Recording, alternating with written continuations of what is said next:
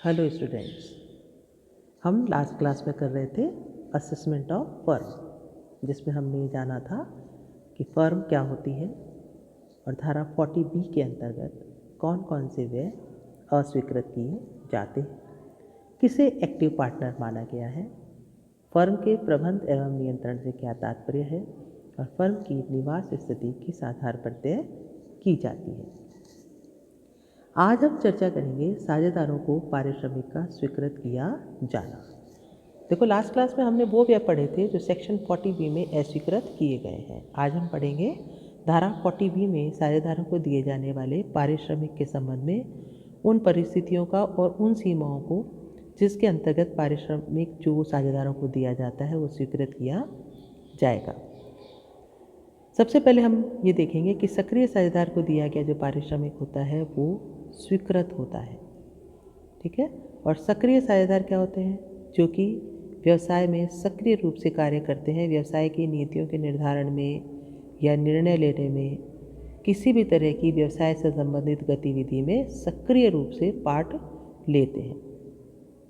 तो सक्रिय साझेदार होने के लिए किसी साझेदार का पूरे समय व्यापारिक कार्यों में लगे रहना आवश्यक नहीं है, परंतु ऐसा कोई साझेदार जो व्यापार संबंधी कोई ज्ञान नहीं रखता है या उसे कोई नॉलेज नहीं है, जो केवल पूंजी लगा करके और पूंजी की वजह से यदि वो साझेदार बनता है तो उसे सक्रिय साझेदार नहीं माना जाता।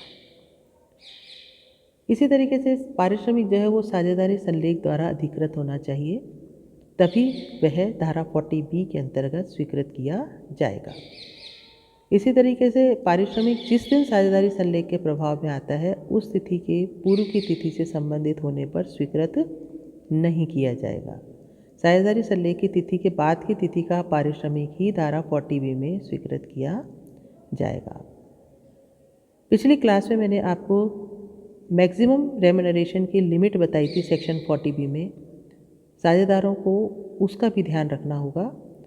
फर्म के लाभ नहीं होने की स्थिति में, यानी कि नेगेटिव इनकम की स्थिति में, समस्त पार्टनर्स का, एक्टिव पार्टनर्स का जो कुल पारिश्रमिक है वो 1,50,000 रुपये तक ही स्वीकृत होगा। उससे अधिक की स्थिति में स्वीकृत नहीं किया जाएगा।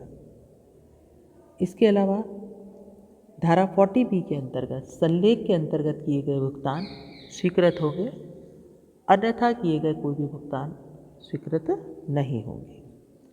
अब देखिए स्टूडेंट्स, हम जब रेम्यूनरेशन की बात कर रहे थे तो हमने बात की थी पुस्तक लाभों के अकॉर्डिंग, यानी कि पुस्तक लाभ यदि 3 लाख रुपए तक हैं तो 1.5 लाख या पुस्तक लाभों का 90% जो अधिक होगा, और यदि फिर भी बुक प्रॉफिट बचते हैं तो फिर बुक प्रॉफिट का 60% जो है वो स्वीकृत होगा। तो यहाँ हम जानेंगे कि बुक प्रॉफिट क्या होता है। देखिए, बुक प्रॉफिट की जो गणना है वो करनी होती है किस तरीके से। सबसे पहले हम क्या करेंगे कि साझेदारी फर्म का जो लाभ हानि खाता है वो बना करके उसका लाभ ज्ञात करेंगे, और वो लाभ ज्ञात करते समय केवल व्यापार का ही लाभ ज्ञात करेंगे, अन्य किसी भी अदर हेड की इनकम को उसमें शामिल नहीं करेंगे। और यदि वो शामिल है, चाहे वो मकान संपत्ति का किराया हो, लाभांश हो, प्रतिभूतियों का ब्याज हो या अन्य कोई आय हो, उसे हम क्या करेंगे, फर्म के लाभ में से कम कर देंगे। और इसी तरीके से फर्म से संबंधित जो खर्चे हैं वो भी हम क्या करेंगे, सामान्य जो फर्म के परिचालन व्यय से संबंधित खर्चे हैं उन्हें भी हम कम कर देंगे।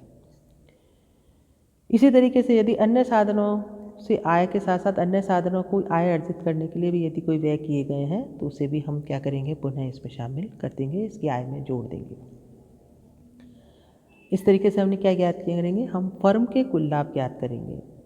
फिर ये जो लाभ हमने ज्ञात किया है, इस लाभ को धारा 28 से धारा 44D की व्यवस्थाओं के अनुसार एडजस्टमेंट करेंगे। फॉर एग्जाम्पल, यदि टेक्निकल नो हाउ पर 60,000 रुपये व्यय किया गया है तो इसे लाभ हानि खाते के नाम पर लिख दिया गया, मान लीजिए। तो ये तो इंटेंजिबल असेट है, क्या होगा, 25% की दर से इस पर डेप्रीशिएशन लगाया जाएगा और बाकी के 45,000 रुपये को अस्वीकृत करते हुए इसे वापस जोड़ दिया जाएगा।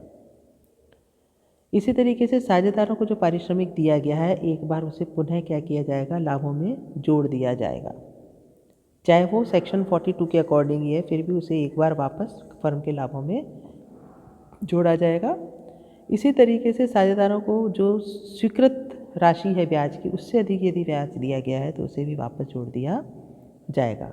और इस तरीके से जो लाभ ज्ञात होगा वो क्या कहलाएगा, बुक प्रॉफिट कहलाएगा। यहाँ ये चीज़ ध्यान रखनी है कि ये जो बुक प्रॉफिट की गणना कर रहे हैं उसमें हम किसी भी तरीके की जो कैरी फॉरवर्ड होके बिजनेस लॉसेज आ रहे हैं उन्हें कम नहीं करेंगे, और सेक्शन 80C से लेके 80U तक की कटौतियों को भी हम इस प्रॉफिट से कम नहीं करेंगे। तो इस तरीके से जो प्रॉफिट ज्ञात होगा वो बुक प्रॉफिट कहलाएगा, और उस बुक प्रॉफिट पर हम इस निर्धारित दरों से क्या करेंगे, पारिश्रमिक की गणना करेंगे। अब मैं आपको बताऊंगी कि फर्म को कौन कौन सी कटौतियाँ स्वीकृत की जाती है। देखिए, एक फर्म को जो कटौतियाँ स्वीकृत की जाती है वो है धारा 80G के अंतर्गत पुण्यार्थ डोनेशन की कटौती। देखिए students, deductions from gross total income already हम एक चैप्टर पूरा डिस्कस कर चुके हैं, या मैं आपको नटशेल में बता रही हूँ कि जो फर्म है उसको कौन कौन से डिडक्शन स्वीकृत किए जाते हैं। तो 80G के अंतर्गत डोनेशंस के संबंध में कटौती, 80GA के अंतर्गत वैज्ञानिक अनुसंधान के दानों के संबंध में कटौती, जो साइंटिफिक रिसर्च के जो एक्सपेंडिचर्स होते हैं, डोनेशंस होते हैं, उनके संबंध में कटौती। सेक्शन 80GC में पॉलिटिकल पार्टीज़ को दिए गए चंदों के संबंध में कटौती होती है। सेक्शन 80IA ढांचागत सुविधाओं के विकास में लगे हुए उपक्रमों के लाभों के संबंध में कटौती है। 80IAB विशेष आर्थिक क्षेत्र का विकास करने के व्यवसायों के लाभों के संबंध में कटौती है। 80IB ढांचागत सुविधाओं के विकास को छोड़कर नवीन उपक्रमों के लाभों के संबंध में कटौती। 80IBA गृह निर्माण परियोजनाओं से लाभों के संबंध में कटौती होती है। 80IC कुछ विशिष्ट श्रेणी के लाभ के जो राज्य हैं उनमें कुछ उपक्रमों के लाभों के संबंध में एक कटौती प्रदान की गई है, जिसको हम ऑलरेडी डिस्कस कर चुके हैं, जिसकी टेबल मैंने आपको दी हुई है। 80IE पूर्वोत्तर राज्यों में कुछ उपक्रमों के संबंध में कटौती के संदर्भ में है। 80JA जो जैव श्रेणी करणीय अवशिष्ट के जो बायोडिग्रेडेबल अवशिष्ट जो है उनके प्रसंस्करण के, उनके प्रोसेसिंग के लाभों के संबंध में एक कटौती दी जाती है। इसी तरीके से सेक्शन 80JAA नए कर्मचारियों की नियुक्ति के संबंध में कटौती फर्म को प्रदान की गई है। इस तरीके से टोटल 11 डिडक्शंस जो हैं वो एक फर्म को उसकी सकल आय में से प्रदान किए गए हैं। यहाँ मैं आपको वापस ये बताना चाहूँगी, जब हम एक फर्म का बुक प्रॉफिट ज्ञात करेंगे तो आप उस बुक प्रॉफिट में से ये डिडक्शन पहले नहीं देंगे, पहले पारिश्रमिक की गणना करेंगे, उसके बाद सकल कुल आय में से इन कटौतियों की जो है वो करदाता को, फर्म को कटौती प्रदान करेंगे।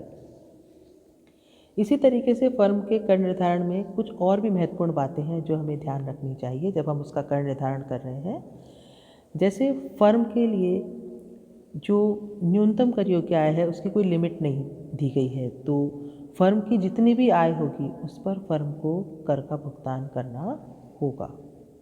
ठीक है, जैसे कि एक सामान्य व्यष्टि करदाता के लिए, HUF के लिए 2.5 लाख की एक लिमिट है कि 2,50,000 रुपये तक की जो आय है उस पर कोई कर की गणना नहीं की जाएगी। ऐसी कोई न्यूनतम सीमा फर्म के लिए निर्धारित नहीं की गई है। इसी तरीके से फर्म को अपनी कुल आय पर एक ही दर से कर चुकाना पड़ता है। एट प्रेजेंट वो रेट ऑफ टैक्स 30% है, यानी कि एक फर्म को उसकी जो भी आय होगी, जितनी भी आय होगी, उसको 30% की दर से उस पर कर का भुगतान करना होगा। और फिर जो ज्ञात कर की राशि होगी उस पर 4% की दर से हेल्थ एंड एजुकेशन सेस, स्वास्थ्य और शिक्षा उपकर भी उसमें जोड़ा जाएगा। और फर्म की आय यदि 1 करोड़ रुपए से अधिक है तो कर की राशि का 12% सरचार्ज भी चुकाना होगा। साझेदार को फर्म से प्राप्त जो आय होती है वो कर मुक्त होती है। साझेदार जब उसको अपनी आय में शामिल करेगा तो उस पर अलग से उसको कर का भुगतान नहीं करना पड़ेगा, जो उसको फर्म के शेयर से प्राप्त हुई है। इसी तरीके से साझेदार को फर्म से प्राप्त पारिश्रमिक व ब्याज की आय पर व्यापार अथवा पेशे की जो उसकी आय का शीर्षक होगा उसमें उसको कर का भुगतान करना होगा। और एक इसमें ये कंडीशन है कि यदि ये ब्याज और पारिश्रमिक फर्म की कुल आय की गणना करते समय घटा दिया गया है तो ही क्या होगा, ये साझेदार की जो बिजनेस एंड प्रोफेशन की इनकम है उसमें ये टैक्सेबल होगा। यदि फर्म द्वारा साझेदार को दिए गए ब्याज और रेम्युनरेशन का वो भाग जो फर्म की कुल आय की गणना करते समय नहीं घटाया गया, वो साझेदार की आय में सम्मिलित नहीं किया जाएगा। इसी तरीके से यदि कोई फर्म धारा 44AD के प्रावधानों के तहत मान लीजिए परिकल्पित लाभों के आधार पर कर देने का विकल्प लेती है, तो उसे परिकल्पित आय में से सेक्शन 30 से 38 की कोई भी कटौती स्वीकृत नहीं की जाएगी। उसे सेक्शन 80 की कटौतियाँ स्वीकृत नहीं की जाएगी और कर निर्धारण वर्ष 2017-18 से धारा 40B के प्रावधानों के अनुसार साझेदारों को दिया गया पूंजी का ब्याज तथा पारिश्रमिक भी परिकल्पित आय में से नहीं घटाया जाएगा। तो यदि कोई फर्म सेक्शन 44AD के अंतर्गत परिकल्पित लाभों का अगर मान लीजिए विकल्प चुनती है तो उसे ये कटौतियाँ स्वीकृत नहीं होगी। अब यदि मान लीजिए फर्म पर देय कर की गणना करते हैं तो फर्म की जो कुल आय है उस पर 30% की दर से फर्म को कर का भुगतान करना होगा, क्योंकि हमने ये जाना है कि फर्म के लिए कोई लिमिट नहीं है कि यहाँ इस सीमा तक उसकी आय कर मुक्त होगी। साथ ही साथ यदि फर्म की कुल आय में सेक्शन 112 के अंतर्गत दीर्घकालीन पूंजी लाभ है तो उस पर अलग से 20% की दर से कर लगाया जाएगा और वो जो दीर्घकालीन पूंजी लाभ है उसे कुल आय में से कम कर दिया जाएगा। और यदि कोई दीर्घकालीन पूंजी लाभ धारा 112A के अंतर्गत कर योग्य हैं, कौन से होते हैं ऐसे पूंजीगत लाभ जिन पर प्रतिभूति लेन देन कर चुकाया गया है, तो 1 लाख रुपये तक के कर मुक्त होते हैं और उससे अधिक होने पर इन पर 10% की दर से कर लगाया जाता है। तो सेक्शन 112 और सेक्शन 112A के अंतर्गत यदि दीर्घकालीन पूंजी लाभ है तो उन्हें कुल आय में से कम करके ही कुल आय पर 30% की दर से कर लगाया जाएगा। इसी तरीके से यदि फर्म की आय में धारा 111A के अंतर्गत आने वाले अल्पकालीन पूंजी लाभ हैं तो उन पर 15% की दर से कर लगाया जाएगा। किसी भी तरह की कोई कैजुअल इनकम है, लॉटरी, वर्क पहेली, घुड़दौड़, खेल, जुआ, इस तरह की यदि कोई राशि है तो उस पर 30% की दर से कर लगाया जाएगा और यदि अस्पष्ट साधनों की आय कोई शामिल है तो उस पर 60% की दर से कर लगाया जाएगा। मान लीजिए पेटेंट इनकम है तो उसके अंतर्गत भी धारा 115BBF के अंतर्गत 10% की दर से कर लगाने का विकल्प जो है वो करदाता द्वारा फर्म द्वारा जो है इस विकल्प को चूज़ किया जा सकता है। तो ये तो हमने फर्म की कुल आय में यदि ये section 112, 112A, 111A, casual income, अस्पष्ट साधनों की आय, एकस की आय यदि ये शामिल है तो इन पर हमने अलग अलग दरों से किस तरीके से कर की गणना की जाएगी उनके बारे में जाना। अब जब ये कर की गणना हो जाती है और यदि फर्म की आय 1 करोड़ रुपए से अधिक है तो ज्ञात कर का 12% सरचार्ज भी फर्म को चुकाना होगा। फिर जो राशि आएगी उस पर 4% की दर से स्वास्थ्य एवं शिक्षा उपकर भी जोड़ा जाएगा। इस तरीके से फर्म की कुल कर योग्य आय की गणना होगी। तो देखिए स्टूडेंट्स, एक जो फर्म है उसकी कुल आय की गणना करने के लिए धारा 40B, सेक्शन 40B के अलावा पुस्तक लाभ, फर्म के कर निर्धारण हेतु फर्म की निवास स्थिति, फर्म को स्वीकृत की जाने वाली कुल कटौतियाँ, इन सब चीज़ों को ध्यान में रखते हुए फर्म की कुल आय पर कर की गणना की जा सकती है। अब एक चीज़ जो और हम डिस्कस करेंगे, वैकल्पिक न्यूनतम कर।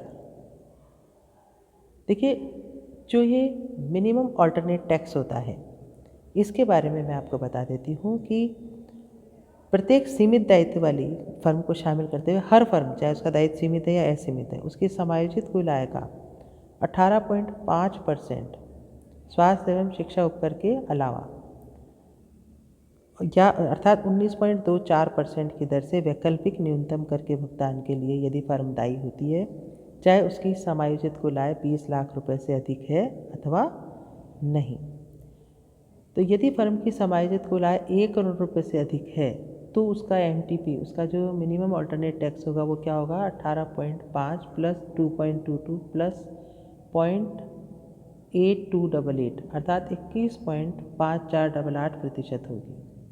यदि नियमित कर की राशि वैकल्पिक न्यूनतम कर की राशि से अधिक है तो फर्म को नियमित कर की राशि का भुगतान करना होगा। तो इस तरीके से हमने फर्म के बारे में आज यहाँ तक जानकारी प्राप्त की। अगली कक्षा में, अगली क्लास में मैं आपको फर्म के बारे में अन्य बातों से अवगत करवाऊंगी। धन्यवाद।